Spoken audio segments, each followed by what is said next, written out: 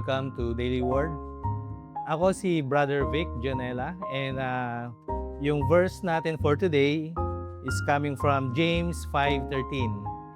Is anyone among you in trouble? Let them pray. Is anyone happy? Let them sing songs of praise. So mga kapatid, yung verse natin today is just showing us kung ano yung situation natin on the daily basis. Kung marami tayong problema, all we have to do is pray. Kailangan nating siyang kausapin kasi siya yung pinaka-refuge natin. So whatever situation yung tinuturo sa atin is we have to acknowledge God doon sa buhay natin dahil if wala si God, wala rin tayo patutunguhan. And kung masaya tayo, let's praise Him.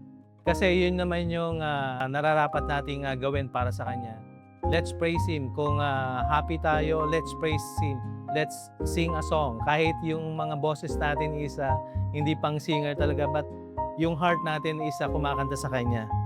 So mga kapatid, sabi nga dun sa sa Joshua 1:8, no?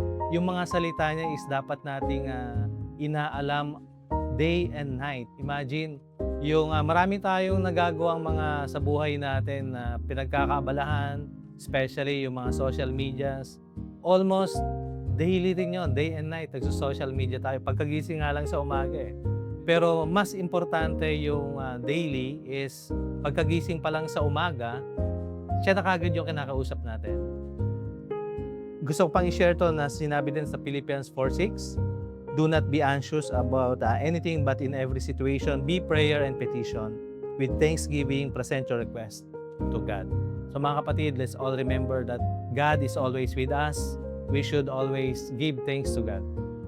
God bless us all.